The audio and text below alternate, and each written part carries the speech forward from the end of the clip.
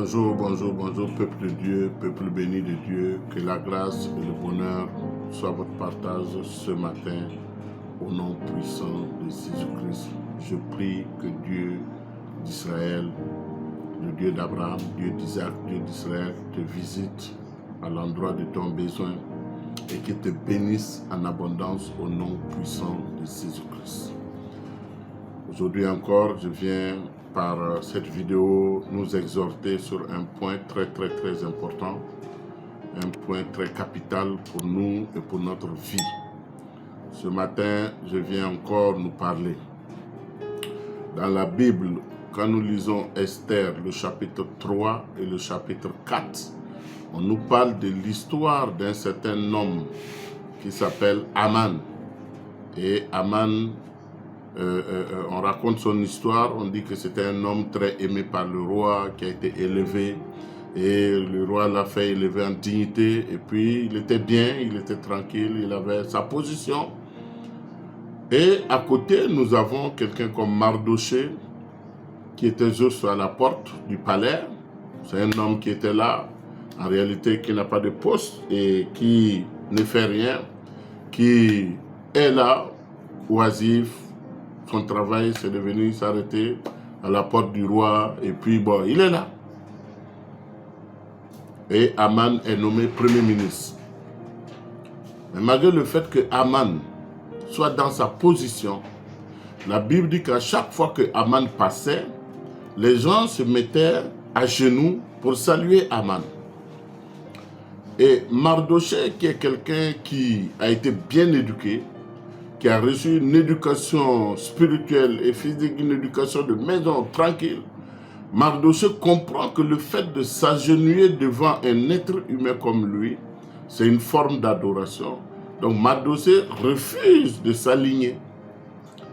Et cette attitude de Mardoché a fait en sorte que Aman soit intrigué.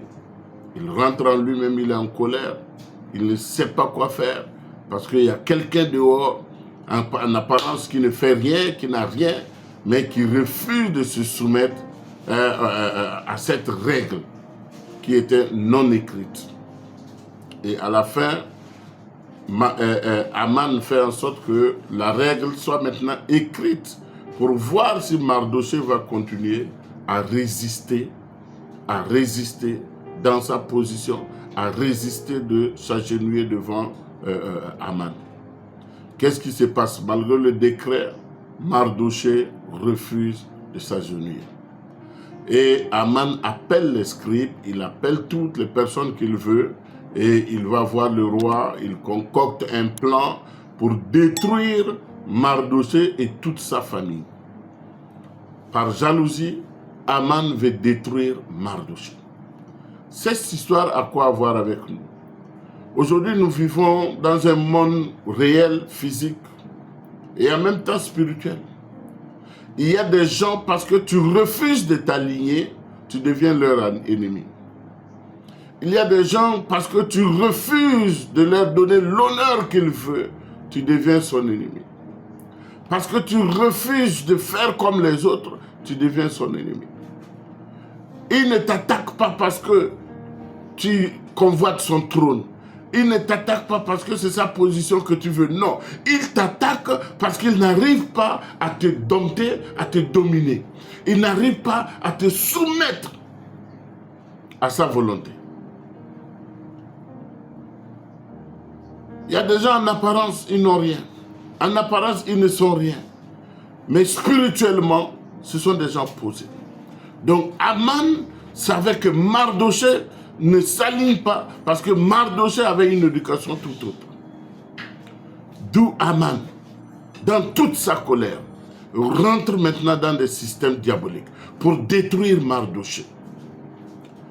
Et ils vont écrire un décret, ils vont publier le décret et dire que ce décret est valable, il faut tuer tous les gens. Et ils choisissent une date de façon méticuleuse. Le monde invisible, le monde de la sorcellerie et le monde du diable, c'est un monde qui ne fait rien au hasard.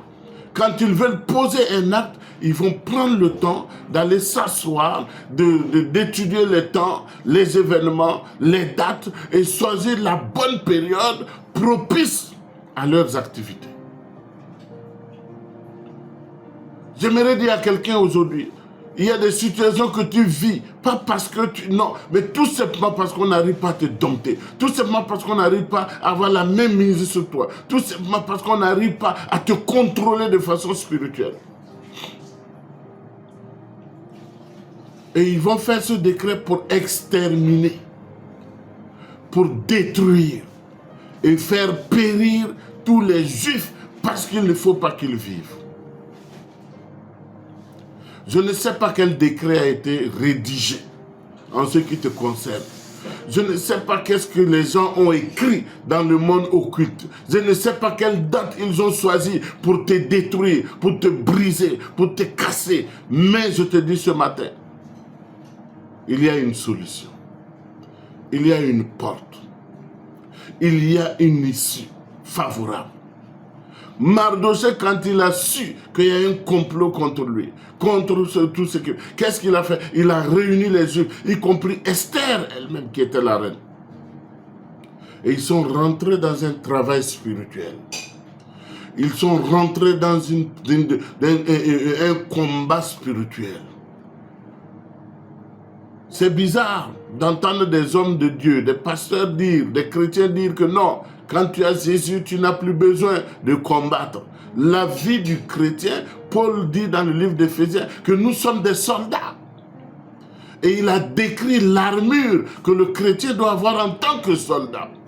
Mais c'est quel soldat que vous avez qui ne part pas en guerre? Tu ne peux pas t'étendre, tu ne peux pas évoluer si tu n'es pas prêt à défendre tes causes. Et c'est ça le combat spirituel. Il faut que tu comprennes qu'il y a des gens, la Bible dit, c'est Pierre qui parle, il dit Satan, le diable, l'adversaire, il rôde autour de nous comme un lion rugissant et il cherche qui détruire. Donc refuser de faire un combat pour te dégager des griffes de Satan, mais tu vas mourir. Tu vas périr.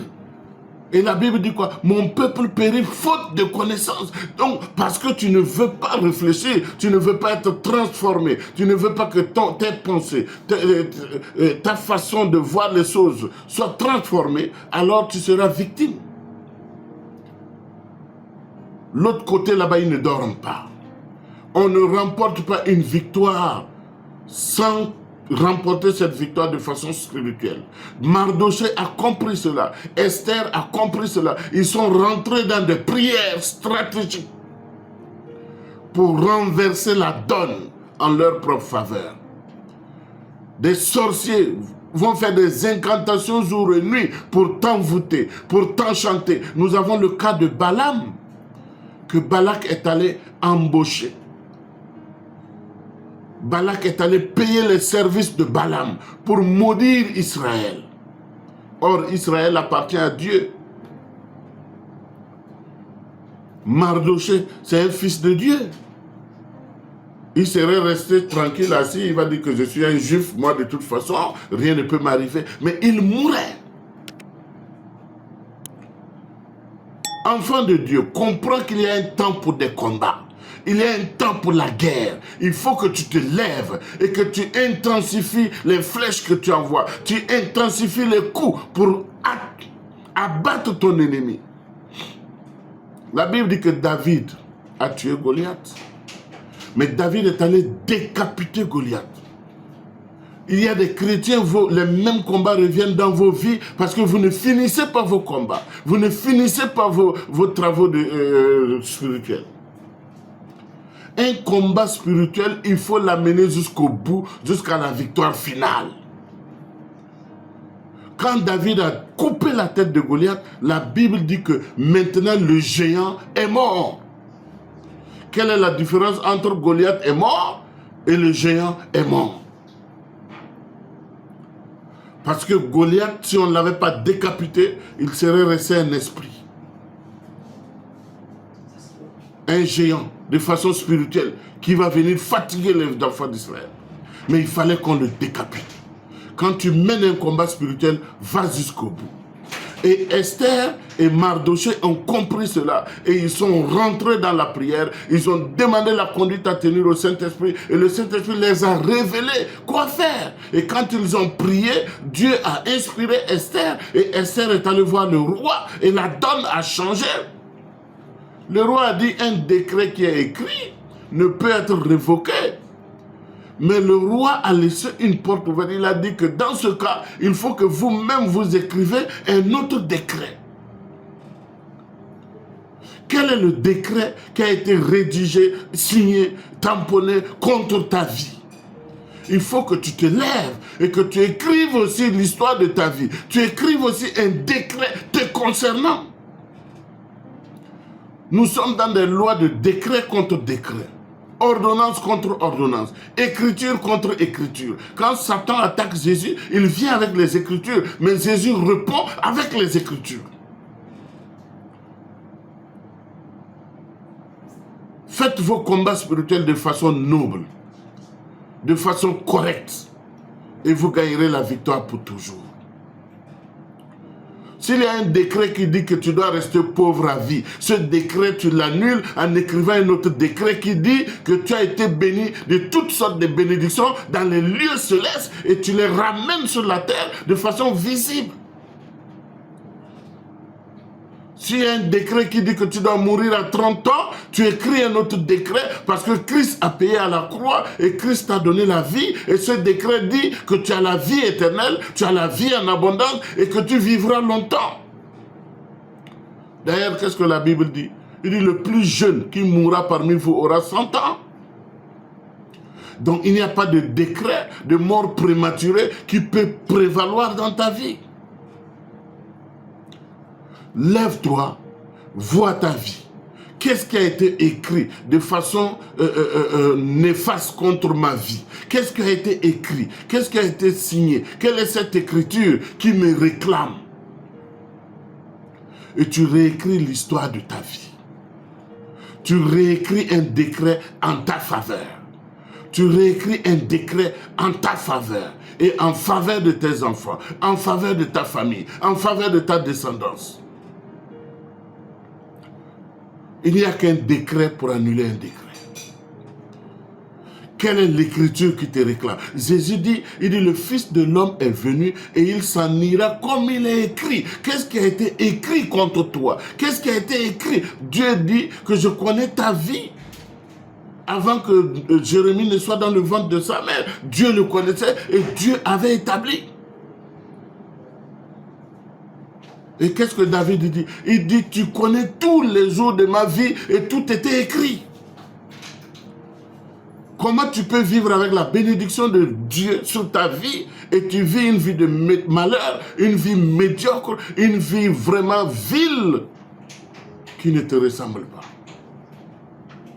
L'heure est venue pour que tu te réexamines et que tu te poses des questions. Qu'est-ce qui a été écrit contre moi? Que cela soit révélé. Qu'est-ce que les méchants ont écrit contre moi? Que cela soit révélé. Qu'est-ce que les marabouts ont écrit sur leurs ardoises contre moi? Que cela soit révélé. Qu'est-ce qui a été écrit sur la terre contre moi? Que cela soit révélé afin que tu puisses réécrire ton histoire. Je t'exhorte à te réveiller. Je t'exhorte à te lever. Je t'exhorte à te lever. Dans ton lieu de travail, tu ne sais pas qui est contre toi. Dans ton bureau, tu ne sais pas qui est contre toi. Et qui fait des écritures la nuit contre ta vie, contre ta destinée. Et ces écritures ont de l'impact sur ta vie.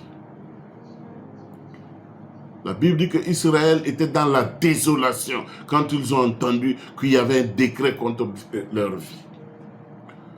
Tu te retrouves dans une désolation. Tu te retrouves dans une vie qui n'est pas grave. Tu te retrouves dans des situations inconfortables. Parce que tout simplement, des méchants se sont mis ensemble et ils ont décrété que tu ne seras rien.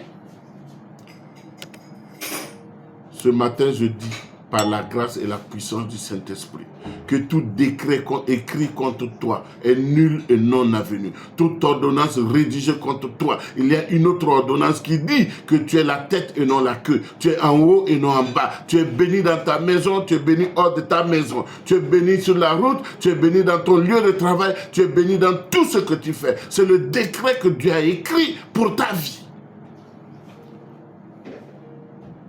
Dieu dit, je ne mettrai pas les maladies que j'ai mises sur l'Égypte dans ta vie, parce que je suis le Dieu qui guérit. Donc il y a une écriture qui dit que tu es guéri de toute infirmité, tu es guéri de toute maladie, tu es guéri de toute attaque, tu es guéri.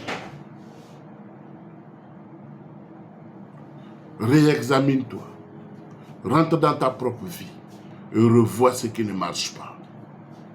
Et avec l'aide du Saint-Esprit, le paraclet, l'aide, le consolateur que Dieu a envoyé sur cette terre, que ce consolateur, avec son aide, tu te lèves, tu fais le bon combat, tu remportes la victoire pour vivre une vie de gloire. David a combattu pendant 40 ans. Mais quand son fils Salomon est venu, son fils Salomon a régné dans la paix. Le combat que tu mènes aujourd'hui va donner la paix à tes enfants, va donner la paix à ta descendance, va donner la paix à tous ceux qui te suivent. Donc comprends que ce n'est pas pour toi seul. Comprends que ce combat n'est pas pour toi. Parce qu'on parle de faire périr. Faire périr, ça veut dire qu'on te retire tout ce qui est descendance. On te dépouille de ta descendance. On te dépouille de la succession. Tu te lèves. Tu rentres dans des prières. Je proclame au nom de Jésus-Christ que toute écriture contre ta vie est nulle et non avenue. Toute écriture contre ta descendance, nulle et non avenue. Toute écriture contre tes enfants, nulle et non avenue. Parce qu'il y a une écriture qui parle en ta faveur. Jésus dit, tout est accompli. Tout est accompli. Dans ta vie, tout est accompli. Dans ta maison, tout est accompli. Je te condamne à vivre une vie de gloire. À vivre une vie de gloire, une vie de gloire, une vie de gloire, au nom puissant de Jésus-Christ. Amen. C'était votre humble serviteur, l'apôtre Dieudonné Kéré, des ministères Centre de Rachat et de Restauration. Que Dieu te bénisse. Si tu as aimé cette vidéo, tu partages, tu t'abonnes pour ne pas rater les autres vidéos que j'enverrai tout le temps. Tu partages au maximum possible afin que beaucoup de personnes soient sauvées et qu'ils aient la vie éternelle. Demeure béni, demeure béni, demeure béni. Au nom puissant de Jésus-Christ. Amen.